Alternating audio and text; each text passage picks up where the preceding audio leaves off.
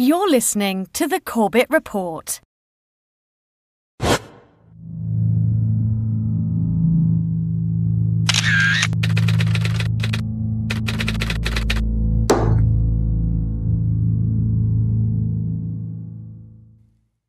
After stepping down as mayor of New York City, Rudy Giuliani tried to launch himself as a national political leader on the back of the single defining event of his career. September 11th, September 11th. Terrorists or terrorism, September 11th. The flames of hell emanating from those buildings. September 11, fallen towers of the World Trade Center. Terrorists, September 11, 2001. In the end, he failed miserably, with voters immediately seeing his ploy for what it was: base political pandering. 9/11 was bad. I agree with that. God, I can't believe how easy this is. But what many do not realize is that Giuliani's case is not just that of another ghoulish politician parading on the corpses of those who died on his watch for his own political gain. On the day of 9/11, while the remains of the Twin Towers and World Trade Center 7 were still smoldering, one of Mayor Giuliani's first concerns was clearing away the evidence from the crime scene. We were able to move 120 dump trucks out of the city last night, which will give you a sense of the work that was done overnight. It's wild out here. They just keep coming. Look. It doesn't stop. There's more. I keep thinking it's at the end, and it's not. Despite reassurances that the rapid removal of the evidence from Ground Zero was important for emergency access, this process went far beyond merely clearing a path for rescue workers.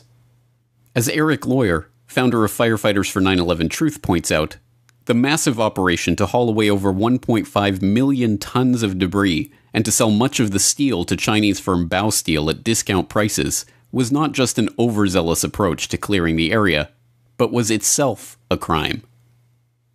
9/11 was the greatest loss of life and property damage in U.S. fire history.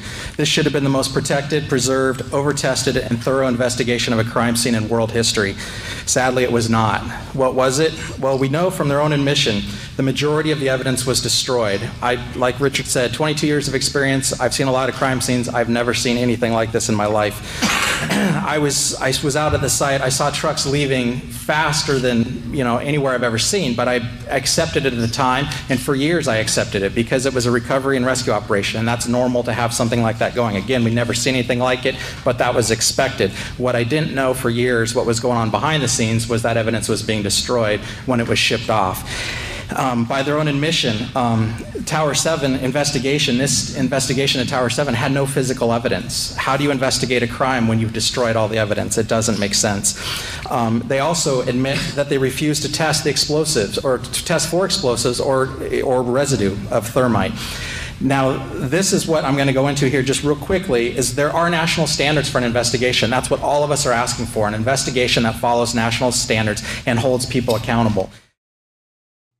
Needless to say, an investigation of the 9/11 crime scene following the national investigation standards has never been conducted and never will be, as Giuliani oversaw the illegal destruction of the evidence itself.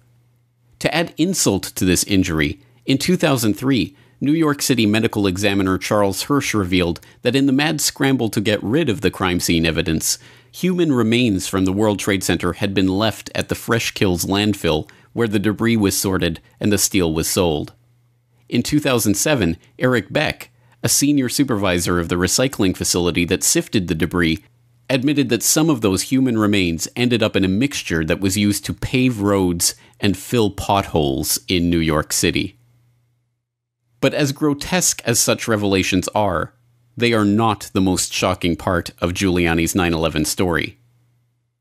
In the late 1990s, the mayor oversaw the creation of a state-of-the-art $13 million emergency command center to coordinate the city's disaster recovery and response efforts. Located on the 23rd floor of World Trade Center Building 7, just across Vesey Street from the Twin Towers, the center, dubbed by local press at the time as Giuliani's bunker, included reinforced, bulletproof, and bomb-resistant walls, its own air supply and water tank, beds, showers to accommodate 30 people, and 3 backup generators. It could be used to monitor all of New York's emergency communications frequencies and was staffed 24 hours a day. And yet, remarkably, on the morning of 9/11, neither Mayor Giuliani nor any other city personnel or police or fire department officials were in the bunker after the Twin Tower strikes. As I told you guys before, it's very funny. I was on my way to work, and traffic was excellent. I received a call that a small Cessna had hit the World Trade Center, and I was asked to go and man the Office of Emergency Management. Upon arriving into the OEM EOC, we noticed that everybody was gone. I saw coffee that was on a desk. Still, the smoke was still coming off the coffee. I saw half-eaten sandwiches. So why wasn't the mayor and the city's emergency personnel in the location that had been purpose-built for just such an event? According to Giuliani, they had been told to evacuate because they had been given a warning that the Twin Towers were going to collapse. A warning that was evidently not passed on to any of the emergency personnel that were still working in the buildings. I went down to the scene and we set up headquarters at 75 Barclay Street, which was right there with the police commissioner, the fire commissioner, the head of emergency management. And we were operating out of there when we were told that the World Trade Center was going to collapse.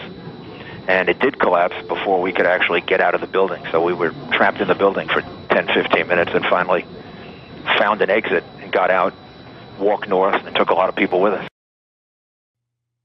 Giuliani, in his own words, has admitted that he was warned that the World Trade Center was going to collapse.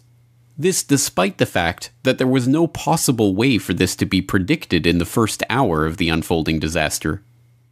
Even more incredibly, despite being given this warning, no effort was made to pass it on to the police, firefighters, and other responders who were still working in and around the buildings. When precisely was this warning given, and by whom? Why, despite acting on this warning himself, did Giuliani make no effort to pass the warning on to others?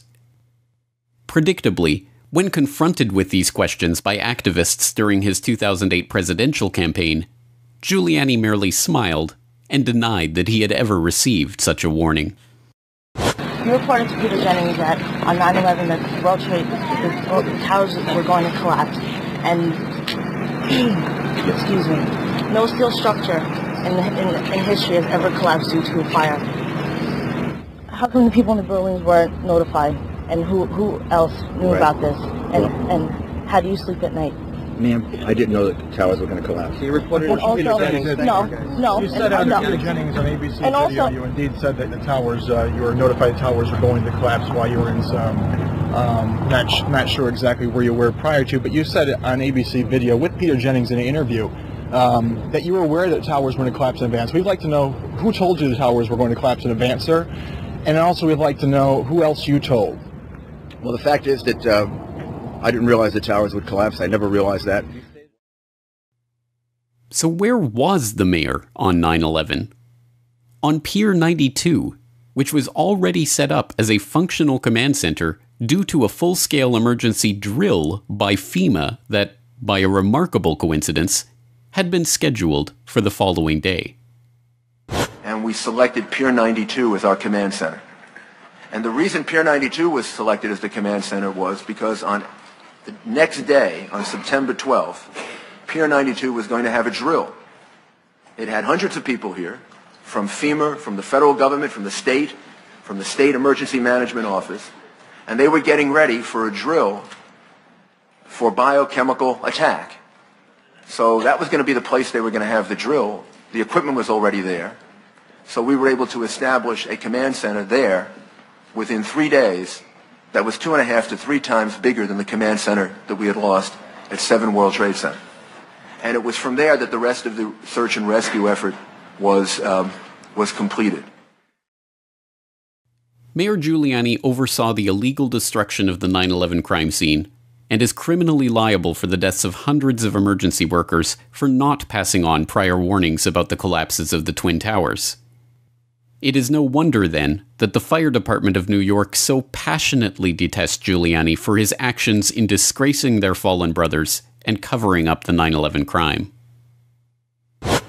Rudy Giuliani has used the horrible events of September 11, 2001, to create a carefully crafted persona.